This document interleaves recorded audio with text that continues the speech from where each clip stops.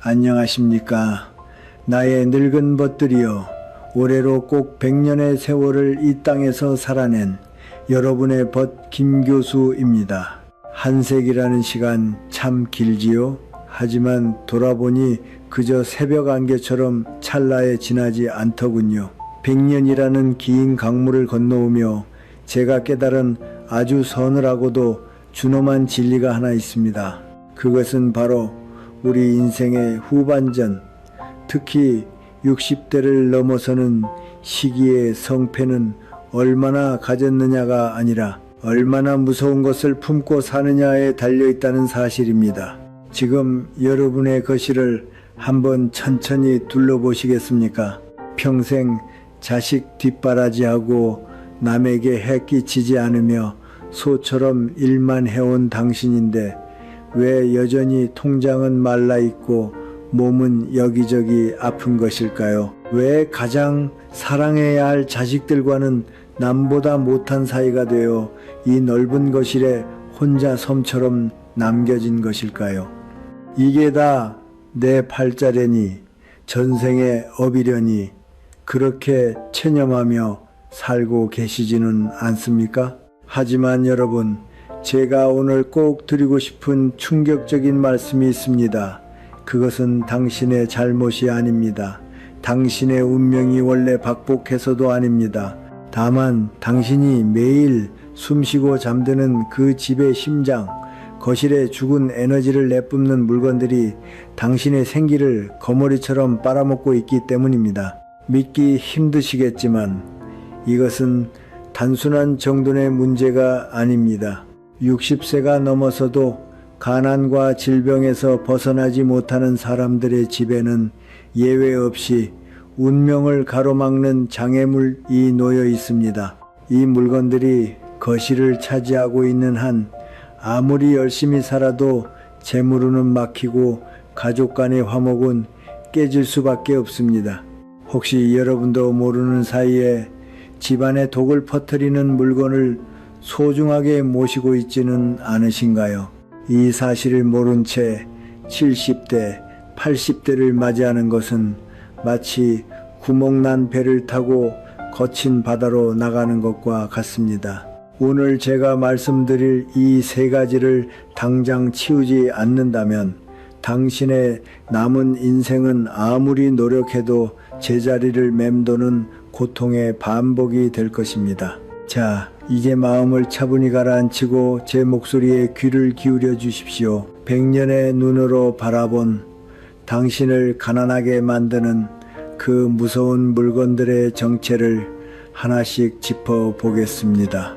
이 영상의 마지막에서 여러분의 운명을 단번에 바꿀 수 있는 가장 결정적인 이유를 말씀드리겠습니다. 여러분, 가슴속에 맺힌 응어리 하나씩은 다들 품고 사시지요. 제가 만난 수많은 60대, 70대 분들은 늘 제 손을 붙잡고 눈시울을 붉히며 묻습니다. 교수님, 저는 평생을 죄짓지 않고 살았습니다. 자식들 배불리 먹이려고 내 옷 한 벌 안 사입고 새벽잇을 맞으며 일터로 나갔습니다. 그런데 왜 제 손에 남은 건 텅 빈 통장과 약봉지 뿐입니까? 왜 저 거실은 이토록 차갑고 적막하기만 한 걸까요?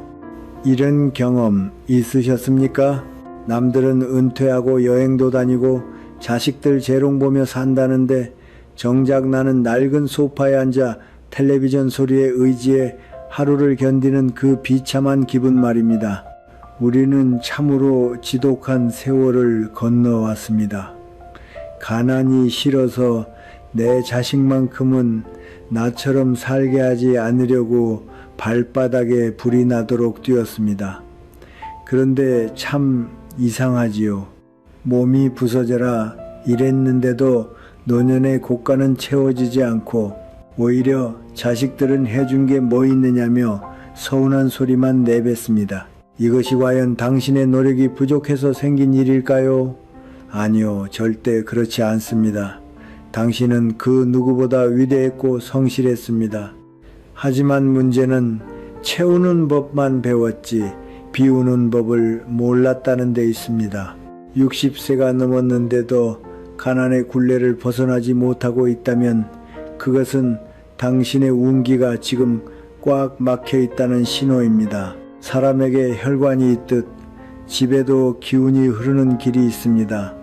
그런데 우리네 부모님들은 아까워서 추억이라서라는 명목으로 이미 생명력을 잃은 물건들을 거실 가득 쌓아두고 계십니다. 한번 생각해 보십시오.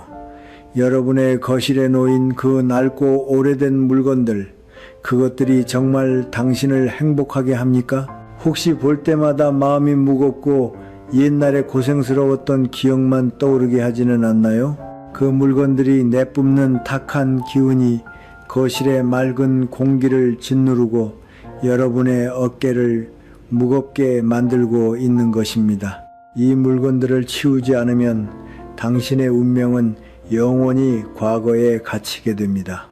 많은 이들이 이 사실을 모릅니다. 집안의 얼굴인 거실이 썩은 에너지를 내뿜는 창고로 변해버렸는데 그곳에서 어떻게 새로운 복이 피어나겠습니까? 기운이 빠져나가니 재물이 모일 리 없고 마음이 탁해지니 주변에 사람이 모이지 않는 것입니다. 여러분의 인생을 하루로 치면 지금은 황혼이 깃드는 아름다운 저녁입니다. 노을이 찬란하게 빛나려면 하늘이 맑고 투명해야 합니다. 그런데 먹구름 같은 물건들이 거실을 뒤덮고 있다면 그 찬란한 마지막 빛을 어찌 볼 수 있겠습니까? 지금 여러분의 거실 한구석에는 혹시 10년 넘게 자리만 차지하고 있는 고물들이 있지는 않습니까? 배신하고 떠난 누군가가 남긴 물건을 비싸다는 이유로 아직도 끼고 살고 계신가요? 이런 상태를 방치하는 것은 여러분의 남은 인생을 스스로 포기하는 것과 다름없습니다. 여러분, 이 사실을 알고 계셨나요? 우리의 무의식은 거실에 놓인 물건들과 끊임없이 대화합니다. 죽은 물건이 말을 걸면 우리 영혼도 시들고 생기 있는 공간이 말을 걸면 우리 운명도 다시 살아납니다. 가난한 노년을 보내는 사람들의 공통점은 바로 이 공간의 경고를 무시한다는 점입니다. 당신이 지금 느끼는 그 고독과 경제적 고통은 당신의 인격이나 실력 때문이 아닙니다. 당신의 공간이, 당신의 거실이 지금 비명을 지르고 있는 것입니다. 제발 나를 좀 살려달라고 말이죠. 이제 우리는 결단해야 합니다. 무엇이 진짜 아까운 것인지 다시 생각해야 합니다. 창고에 쌓인 낡은 물건이 아깝습니까? 아니면 단 한 번뿐인 당신의 고귀한 노년이 아깝습니까? 여러분의 남은 인생은 그 어떤 명품 골동품보다 수천 배, 수만 배 더 비싸고 소중합니다. 그 소중한 인생을 위해 우리는 이제 거실을 점령한 죽은 망령들을 하나씩 찾아내어 밖으로 내던져야 합니다. 나의 벗들이여, 이제 냉정하게 우리 삶의 이면을 들여다봐야 할 시간입니다. 우리는 왜 그토록 물건에 집착하며 살아왔을까요? 사실 그 밑바닥에는 가난했던 시절의 공포와 결핍이라는 이름의 괴물이 자리 잡고 있습니다. 언젠가 필요할지도 몰라 버리면 나중에 다시 살 돈이 없어라는 그 생각들 말입니다. 하지만 여러분, 제가 100년을 살며 수많은 부자와 명문가를 지켜본 결과 그들의 집거실에는 아주 기묘한 공통점이 있었습니다. 그곳은 비싼 가구로 꽉 차 있는 것이 아니라 비어 있음으로써 가득 차 있었습니다. 반면 말년이 쓸쓸하고 가난이 끊이지 않는 집일수록 거실은 버리지 못한 물건들로 산을 이루고 있었지요. 이런 사실을 알고 계셨나요? 풍수학적으로 거실은 집안의 심장이자 명당입니다. 외부의 밝은 생기가 들어와 온 집안으로 퍼져나가는 관문이지요. 그런데 이 신성한 곳에 에너지가 멈춘 물건들을 두는 것은 맑게 흐르는 시냇물에 썩은 나무 토막을 던져 넣어 물길을 막는 것과 같습니다.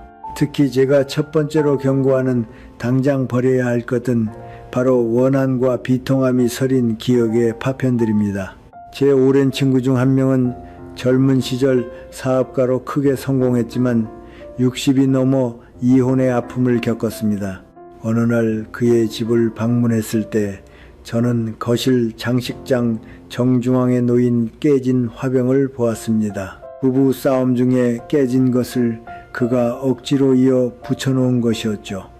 그는 말했습니다. 내 실패를 잊지 않으려고 일부러 저기 두었네. 여러분, 그 친구의 말년이 어땠을 것 같습니까? 그는 매일 아침 눈을 뜰 때마다 그 깨진 화병을 보며 실패의 기억을 소환하고 전처에 대한 미움과 자신의 신세를 한탄했습니다. 결국 그는 심각한 우울증에 빠졌고 찾아오는 자식들에게조차 짜증을 쏟아내는 바람에 아무도 그 집을 찾지 않게 되었습니다. 그는 웅장한 거실에서 그 깨진 화병과 단둘이 차갑게 식어갔습니다. 과거의 상처를 붙들고 있는 물건은 여러분의 인생이라는 배가 나아가지 못하게 꽉 붙드는 닷과 같습니다. 이것은 단순히 기분의 문제가 아닙니다. 모든 물건에는 고유의 주파수가 있습니다. 특히 누군가에게 선물 받았으나 그 사람과 원수가 되었거나 볼 때마다 마음이 무거워지는 그림, 조각상 등은 강력한 음기를 내뿜습니다. 혹시 여러분의 거실 벽에 볼 때마다 기분이 묘하게 가라앉는 어두운 색채의 그림이 걸려있지 않습니까? 혹은 나를 배신하고 떠난 동업자가 남긴 고가의 물건을 아깝다는 이유로 상전처럼 모시고 있지는 않나요? 이런 경험 있으셨습니까? 분명 비싼 물건인데 이상하게 그 앞에만 서면 가슴이 답답하고 한숨이 나오는 경우 말입니다. 그것은 물건이 여러분에게 신호를 보내는 것입니다. 나는 너의 운을 막고 있다라고요. 집안의 기운이 막히면 가장 먼저 돈의 흐름이 끊깁니다. 운이라는 글자는 움직일 운자를 씁니다. 흘러야 한다는 뜻입니다. 그런데 죽은 기억을 품은 물건들이 거실을 차지하고 있으면 새로운 복이 들어올 틈이 없습니다. 과거에 닻을 내린 배가 어떻게 새로운 보물섬으로 항해할 수 있겠습니까? 이걸 모르면 정말 위험합니다.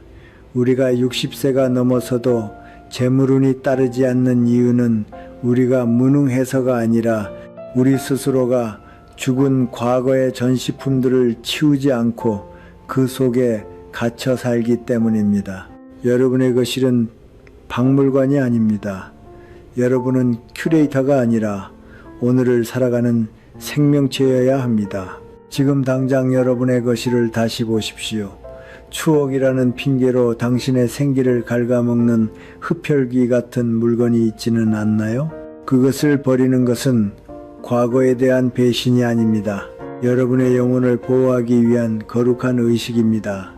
나의 벗들이여, 제 말을 믿으십시오. 낡고 썩은 것을 도려내지 않고는 새살이 돋을 수 없습니다. 죽은 과거를 대문 밖으로 내던질 때 비로소 여러분의 막혔던 혈관이 뚫리듯 재물과 건강의 숨통이 트이기 시작할 것입니다. 나의 소중한 벗들이여, 이제 두 번째로 여러분의 거실에서 반드시 찾아내어 없애야 할 것을 말씀드리려 합니다. 이것은 앞서 말씀드린 기억의 파편보다 훨씬 더 교묘하게 여러분의 운명을 옥죄고 있습니다. 바로 거짓된 생명과 죽음의 박제들입니다. 구체적으로 무엇일까요? 바로 먼지가 뽀얗게 앉은 조화 가짜 꽃, 바스락거리며 말라 비틀어진 드라이 플라워, 그리고 죽은 동물의 사체로 만든 장식품이나 박제입니다. 많은 분이 제게 이렇게 말씀하십니다. 교수님, 생화는 금방 시들고 물 갈아주기도 힘들어서 예쁘고 변치 않는 조화를 두었습니다. 혹은 이 말린 꽃은 자식들이 예전에 준 것이라 버리기 아까워서요. 하지만 여러분, 제가 100년의 경험을 걸고 단언하건대 이것은 여러분의 노년을 병들게 하고 고립시키는 가장 위험한 선택입니다. 이 사실을 알고 계셨나요? 우리 노년의 몸은 자연의 순리에 따라 양기가 서서히 빠져나가고 음기가 강해지는 시기입니다. 해가 저무는 저녁과 같지요. 그렇기에 우리가 머무는 공간만큼은 반드시 살아 꿈틀거리는 생기로 가득 채워져야 합니다. 그래야만 음양의 조화가 이루어져 건강을 지킬 수 있습니다. 그런데 조화는 무엇입니까? 그것은 생명이 없는 플라스틱 덩어리에 불과합니다. 겉모습은 화려하지만 숨을 쉬지 않고 물을 마시지 못합니다. 풍수적으로 이것은 기만과 거짓을 상징합니다. 드라이플라워는 또 어떻습니까? 냉정하게 말해 그것은 꽃의 시체입니다. 식물의 미라를 거실에 두는 것이나 다름없습니다. 제 지인 중에 아주 고상한 취미를 가진 부인이 계셨습니다. 그분의 거실은 사계절 내내 시들지 않는 비단 꽃들로 가득했고 벽에는 남편이 남긴 사슴머리 박제가 걸려 있었습니다. 겉보기엔 화려했지만 이상하게도 그 집에만 가면 등골이 서늘해지는 한기가 느껴졌습니다. 결국 그 부인은 60 중반의 원인모를 병으로 눕게 되었습니다. 더 슬픈 것은 손주들이 그 집을 찾지 않았다는 점입니다. 손주가 울면서 그랬다더군요. 할머니 집은 무서워. 꽃은 있는데 냄새가 안 나고 벽에 걸린 동물이 나를 쳐다보는 것 같아. 이걸 모르면 정말 위험합니다. 죽은 물건을 거실에 두는 것은 우주를 향해 나는 이제 더 이상 새로운 생명력을 원하지 않는다고 외치는 것과 같습니다. 이런 신호를 받은 운운의 흐름은 어떻게 되겠습니까? 아, 이 집은 이미 죽어있는 공간이구나. 더 이상 활력이 필요 없겠구나 라고 판단하고 복의 발길을 끊어버립니다. 특히 먼지가 쌓인 조화는 최악입니다. 그 먼지는 단순한 더러움이 아니라 정체된 시간이자 음산한 살기입니다. 이것이 여러분의 호흡기를 공격하고 재물운과 자식운을 질식시킵니다. 이런 경험 혹시 있으셨습니까? 집안에 꽃은 많은데 이상하게 분위기가 삭막하고 가족들이 모여도 대화가 금방 끊기는 기분 말입니다. 그것은 가짜 생명이 뿜어내는 공허함이 살아있는 사람들의 온기를 밀어내고 있기 때문입니다. 나의 늙은 멋들이여, 부디 그 게으름의 산물들을 치우십시오. 비싼 돈 주고 샀다는 미련, 자식이 준 것이라는 집착이 바로 여러분을 가난과 고독으로 끌고 가는 족쇄입니다. 물건이 아까워서 여러분의 남은 운명을 희생하시겠습니까? 지금 당장 쓰레기 봉투를 드십시오. 그 먼지 쌓인 가짜 꽃들을 잘라내고 벽에 걸린 죽은 동물의 흔적을 떼어내십시오. 그것들은 여러분의 친구가 아니라 여러분의 생명력을 갉아먹는 기생충입니다. 버리면서 죄책감을 가질 필요는 전혀 없습니다. 오히려 내 집안에 탁한 기운을 몰아낸다는 통쾌한 마음을 가지십시오. 그리고 그 빈자리에 작은 유리병 하나를 놓으십시오. 길가에 핀 강아지풀 하나라도 좋으니 진짜 숨을 쉬는 생명을 들이십시오. 비록 며칠 뒤에 시들지라도 그 순간만큼은 물을 마시고 공기를 정화하는 진짜 에너지가 필요합니다. 시드는 것을 두려워하지 마십시오. 피고 지는 것이야말로 우리가 살아있다는 가장 아름다운 증거니까요. 가짜 숲에서 홀로 시들어가지 마십시오. 소박하더라도 살아있는 풀 한 포기와 함께 호흡할 때 여러분의 막혔던 운이 비로소 다시 숨을 쉬기 시작할 것입니다. 나의 소중한 벗들이여, 이제 마지막으로 여러분의 거실에서 눈을 부릅뜨고 찾아내야 할 것이 있습니다. 어쩌면 우리 세대에게 가장 버리기 힘든 것일지도 모릅니다. 바로 고장나고 깨졌음에도 아까워 모셔둔 고물들입니다. 우리는 참으로 가난하고 배고픈 시절을 건너왔지요. 물건 귀한 줄 알고 아껴 쓰는 것이 최고의 미덕이라 배우며 자랐습니다. 하지만 100년을 살아보니 알겠습니다. 때로는 그 아끼는 마음이 지나쳐 독이 되고 나의 남은 복을 갉아먹는 족쇄가 된다는 사실을 말입니다. 건전지가 다 되어 멈춰버린 벽시계, 이가 살짝 나갔지만 버리기 아까워 찬장에 모셔둔 밥그릇, 다리가 삐걱거리는 의자, 이런 것들이 여러분의 것을 차지하고 있지는 않습니까? 제 오랜 지인 중에 정말 재주 많고 똑똑한 분이 계셨습니다. 젊은 시절엔 사업 수완도 좋았지요. 그런데 이상하게도 50줄에 들어서면서부터 하는 일마다 꼬이고 재산이 모래알처럼 빠져나가더군요. 제가 걱정되어 그 집을 찾았을 때 원인을 단번에 짐작할 수 있었습니다. 그 집거실은 그야말로 고물상이었습니다. 10년 전 고장난 안마의자가 빨래 거리가 되어 방치되어 있고 벽시계는 먼지를 뒤집어 쓴 채 멈춰 있었죠. 이런 사실을 알고 계셨나요? 풍수에서 가장 금기시하는 것이 바로 멈춘 시간과 깨진 그릇입니다. 시계는 시간의 흐름, 즉 생명의 리듬을 상징합니다. 그런데 거실 한복판에 시계가 멈춰 있다?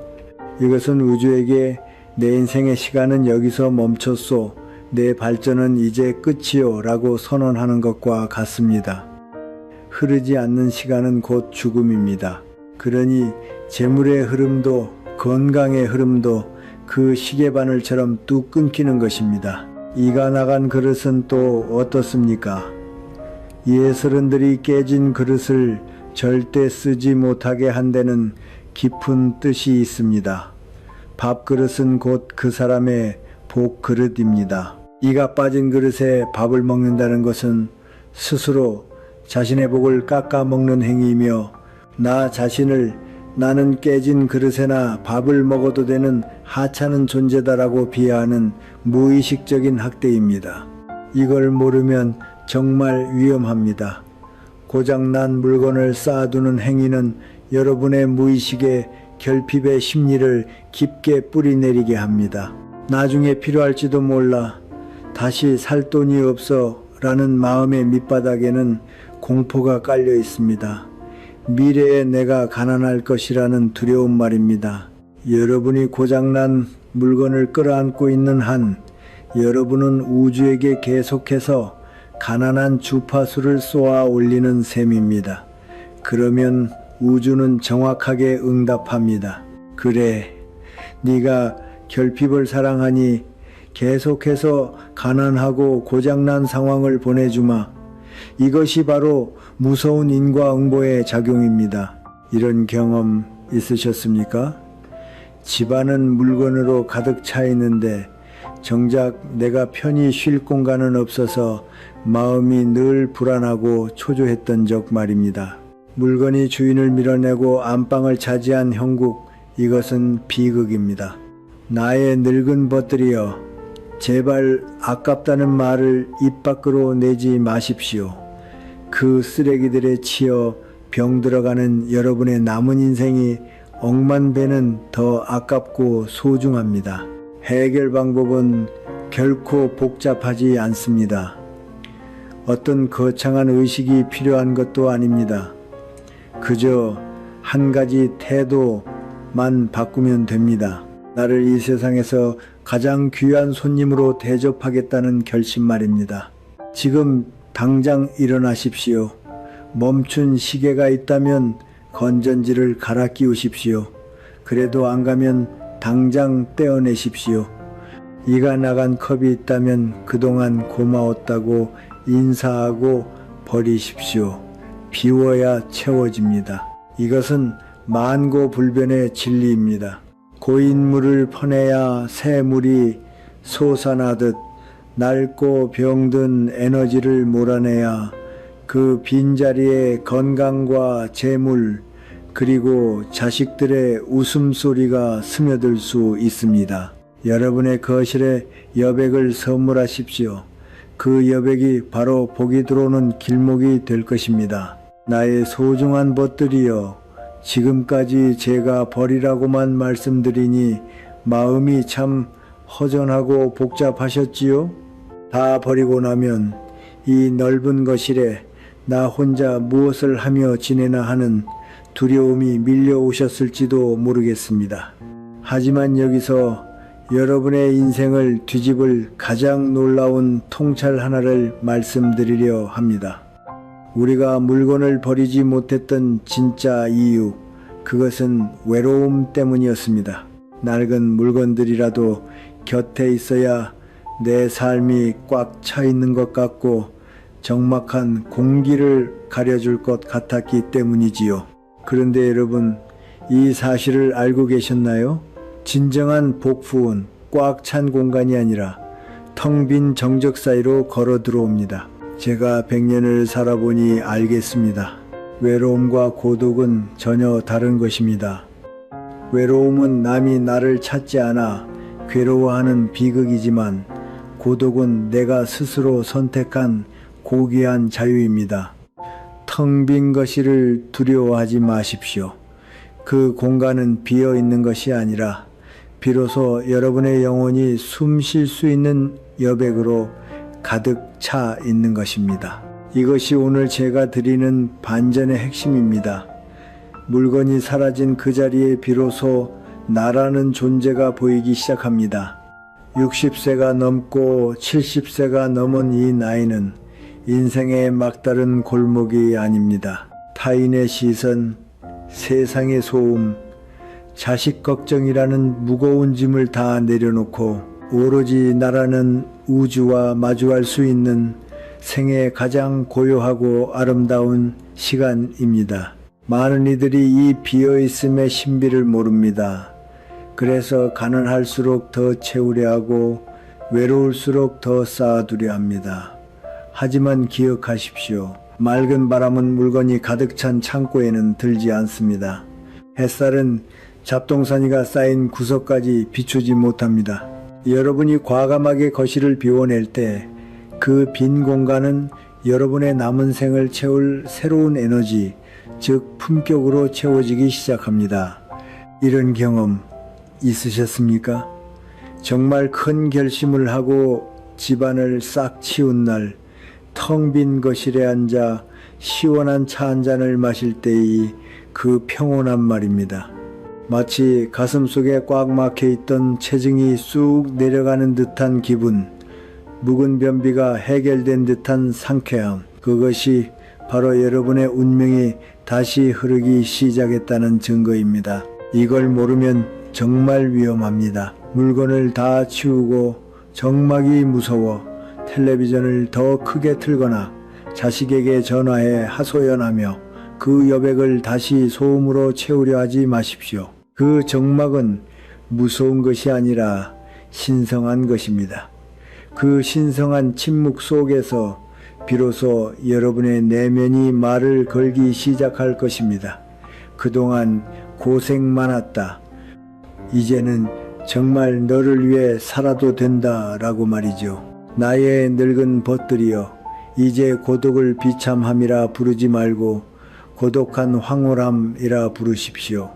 거실을 비우는 것은 상실이 아닙니다.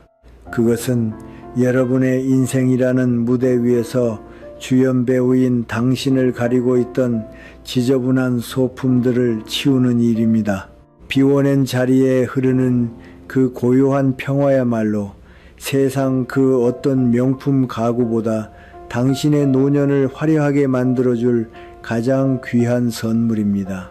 나의 늙은 벗들이여, 이제 긴 이야기를 마무리할 시간이 되었습니다. 오늘 저와 함께 집안 곳곳을 둘러보며 마음이 좀 복잡하셨습니까? 혹시 내가 그동안 추억이라 믿고 끌어안았던 것들이 사실은 나의 복을 가로막고 있었다는 사실에 가슴이 철렁 내려앉지는 않으셨습니까? 부디 자책하지는 마십시오. 우리는 그저 열심히 살았을 뿐입니다.